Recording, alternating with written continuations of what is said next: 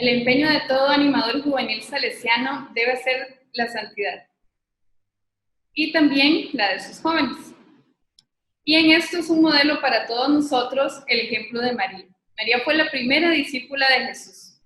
Vamos a ver en este pequeño temita 4 aspectos importantes para alcanzar esa santidad al estilo de María. Cómo ser discípulos de Jesús al estilo de María. Voy a compartir aquí un momentito la pantalla.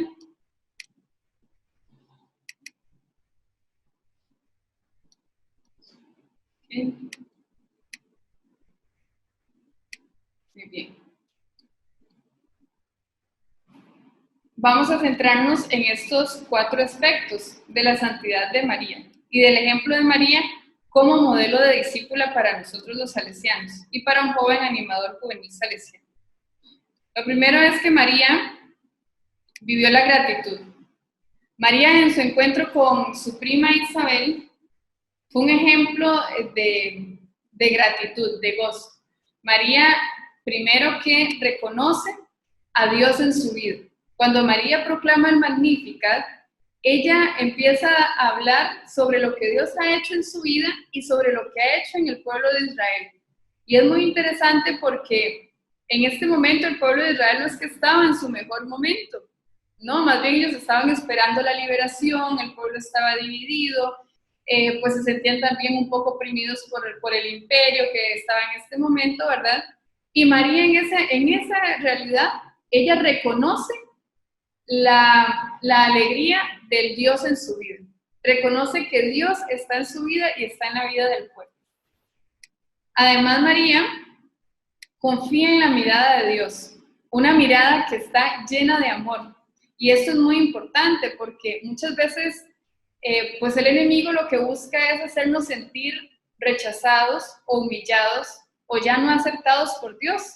Y no es así, la mirada de Dios permanece fiel y amorosa siempre en nosotros, sin importar lo que hagamos. Y María tenía esta certeza en su vida. Ella confía en esta mirada de amor de Dios y por eso es capaz también de agradecer lo que Dios hace en su vida. María también comparte la historia, su historia. Ella no se queda callada, no se la guarda para sí. Como les decía en este momento, en este canto del Magnificat, cuando María proclama las maravillas de Dios, las grandezas que ha hecho Dios en ella, también proclama lo que ha hecho en el pueblo de Israel. Ella agradece y comparte lo que ella vive con los demás, porque es una forma también de hacer crecer nuestra fe. Una fe que no se comparte es una fe muerta, una fe que no crece. Ella comparte su historia, comparte lo que Dios ha hecho con ella, porque es una persona que agradece. Si ustedes han conocido a gente que es agradecida, una persona cuando está agradecida no puede quedarse callado, tiene que decir, miren, me pasó esto, y lo repite una y otra vez, ¿verdad? Comparte la historia porque está agradecido. Y además, una persona agradecida es una persona que contagia alegría, una persona que al lugar donde llega lleva la alegría.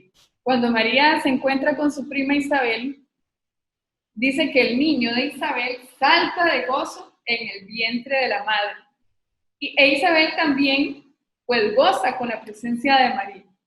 La persona que es agradecida contagia alegría. Es una persona que lleva a Dios a los demás. Y es agradecida, tiene la capacidad de ser agradecida porque tiene un corazón sencillo, un corazón que reconoce a Dios en su vida. Una persona que reconoce y que agradece lo que Dios hace. Muy bien. Otra cosa muy importante es que María es portadora de una promesa. Ella se sabe portadora de una promesa, se sabe parte de una historia. El Papa Francisco en la Jornada Mundial de la Juventud en Panamá nos decía esto a los jóvenes. Fue el sí de quien quiere comprometerse y arriesgar, de quien quiere apostarlo todo sin más seguridad que la certeza de saber que era portadora de una promesa. María no sabía todo lo que iba a pasar. Ella dice sí porque sabe que Dios la hace parte de la historia.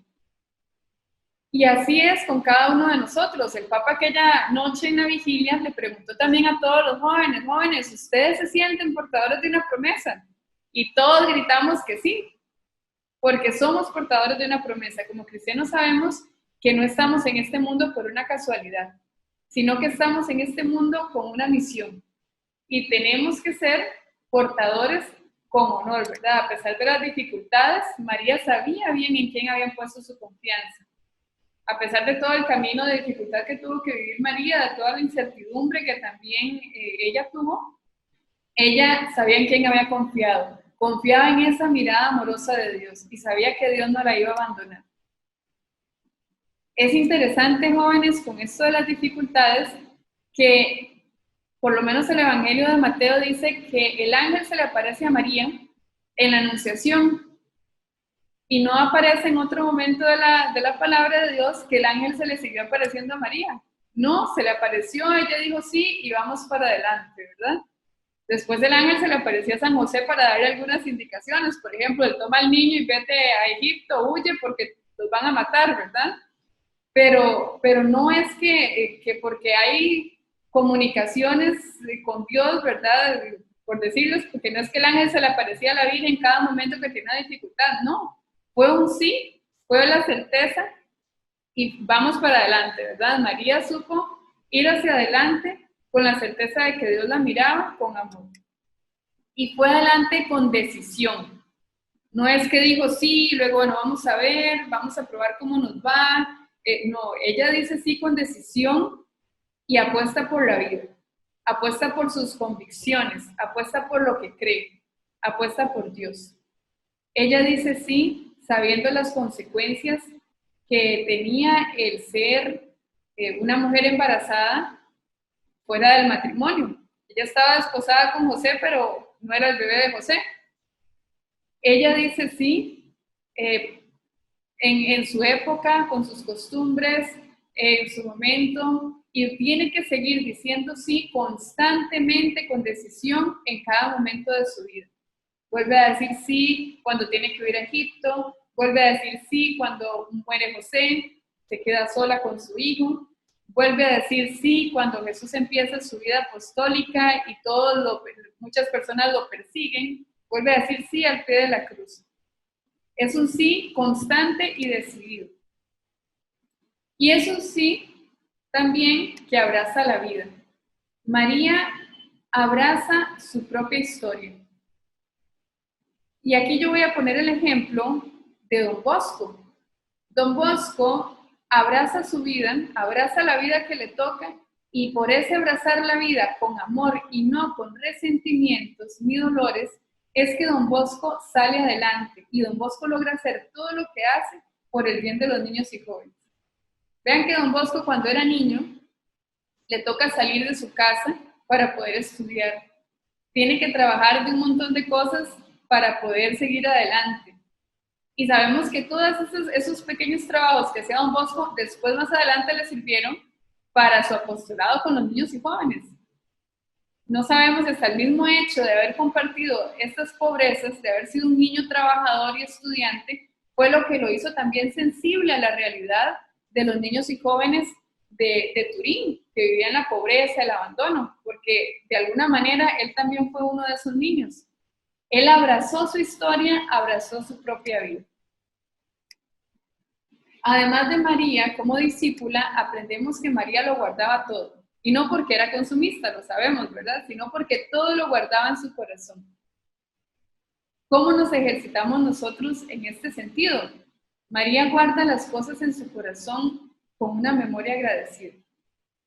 Nosotros nos podemos ejercitar guardando las cosas en el corazón, aunque no las comprendamos, porque María no todo lo comprendía, ¿verdad? Y en el Evangelio cuando aparece esta frase que María guarda todas las cosas meditándolas en su corazón, no son cosas que ella entiende. Por ejemplo, aparece cuando ella está en Belén, nadie los quiere acoger, tiene que irse por allá donde están los animales a tener a su bebé, y empiezan a llegar los Reyes Magos, los pastores, María, imagínense ese momento tan difícil, tan sin sentido, y María dice que ella ve todo y lo guarda en su corazón. No porque lo entendía, sino quizás más bien por todo lo contrario, porque no lo entendía. Ella lo guarda en su corazón. Luego María guarda en su corazón aquellas palabras de Jesús cuando a los 12 años se les pierde en el templo. Y que Jesús le dice, ¿por qué me buscan? Si estaban en las cosas de mi Padre. María no es que lo entendía del todo, quizás, pero ella dice que todo lo guarda en su corazón. Una de las formas en que nosotros podemos ejercitarnos en guardar las cosas en el corazón es practicando el examen de conciencia. Pero un examen de conciencia no deteniéndonos solamente en aquellas cosas que nos enseñaron en el catecismo que era pecado. Entonces mi examen de conciencia es, hoy hice esto mal, hice esto mal, hice esto mal. No. Un examen de conciencia donde tenga una memoria agradecida, donde pueda reconocer a Dios en mi jornada, desde que me levanto hasta que me acuesto. Y esto es un ejercicio, esto es algo a lo que nos tenemos que ir habilitando, tener la capacidad de reconocer cada momento de nuestro día como la presencia de Dios fue providente, fue amorosa y fue alegre. La mirada amorosa de Dios, habernos mirados con amor por Dios. Cuando nosotros reconocemos esto, jóvenes, entonces, de verdad que cuando nos damos cuenta de una presencia tan bella en nuestro día, en nuestra jornada, se nos da natural pedir perdón por los momentos en que yo no fui consciente o en que yo rechacé esa presencia. Lo rechacé al rechazar a una persona, al responder de una forma no adecuada, al actuar de una manera que lastimó a mi persona o a otra persona, etcétera, ¿verdad? Entonces ahí ese perdón vale, ¿verdad? Ese perdón es el que Dios espera de nosotros. También estos ejercicios nos hacen ser personas que contemplan en medio de la acción, ser contemplativos en la acción, mirar la vida desde los ojos de Dios, mirar la vida viendo, agradeciendo lo que Dios hace por nosotros, porque todo es don de Él. Por eso es importante, cada día, como les digo, es un ejercicio en el que tenemos que ser constantes para poder adquirir esta capacidad, este don de ser contemplativos en la acción, de retomar nuestro día.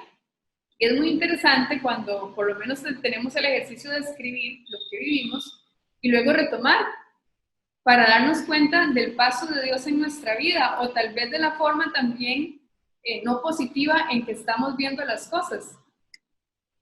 Muy bien. Por otro lado, es importante también la vida de oración. María nos enseña a ser personas de oración. Dicen los Hechos de los Apóstoles que todos los apóstoles, junto con María, perseveraban en la oración. Y perseverar en la oración es lo que hace también que la iglesia pueda surgir. Ellos oraban en comunidad y María estaba con ellos. María es ejemplo, testimonio de oración en comunidad. María también es testimonio y nos enseña a orar de manera generosa, pensando en el otro. Pensemos en las bodas de Caná. María se dirige a Jesús pidiendo que interceda por los novios. La fiesta se iba a acabar, la alegría se iba a acabar. María mira la necesidad, se dirige a Jesús y pide que interceda. De esa forma, nuestra oración también tiene que ser una oración de intercesión generosa, pensando en las necesidades de los demás, que nos hace también tener una mirada amplia, que vea lo que los otros necesitan, no quedarnos solo en nuestras necesidades. Además, la oración de María es una oración agradecida. Hablábamos del Magnificat, ¿verdad? Es una oración que agradece la presencia de Dios, aún en los momentos en que puede parecer que Dios no está. Saber reconocer esa presencia de Dios es fundamental, es importantísimo. Y María es modelo para nosotros en este sentido. Podemos ir a ver la oración del Magnificat en Lucas capítulo 2, para que veamos verdaderamente que María es un modelo de reconocimiento de Dios ahí en los lugares a donde a veces ni cuenta nos damos que está. Y por otro lado, también nuestra oración debe de ser confiada. Confiamos en que hay un Dios que nos llama, en que hay un Dios que nos ama y que hay un Dios que siempre nos acompaña. María en la Anunciación dice, he aquí la esclava del Señor, hágase en mí según tu palabra. Ella ese hágase lo dice porque confía en la mirada amorosa de Dios. Es una oración confiada. No una oración que pide caprichos, o que si me siento escuchado cuando se hace lo que yo pido, no, sino que espero en la voluntad de Dios. Como un niño espera de sus papás, así nuestra vida tiene que ser en la oración. Muy bien, entonces con estos 4 puntos podemos ver un poquito cómo es este modelo de discipulado de María. Yo los quiero invitar a profundizar un poquito en esto. Cómo nosotros podemos ser discípulos de Jesús al estilo de María. Les voy a invitar a leer algunos numerales de un documento que escribió el Papa Pablo VI que se llama La Marialis Cultus. Es una exhortación apostólica. Los invito a que, si lo desean, pues lo pueden leer todo, ¿verdad? El documento lo encuentran en internet, pero yo ahorita les voy a dejar unos numerales. Les invito a que lo lean retomando esto, ¿cómo fue el discipulado de María? ¿Y cómo es ese seguimiento de María a su Hijo Jesús? ¿Y cómo podemos nosotros aprender de María a ser también discípulos de Jesús?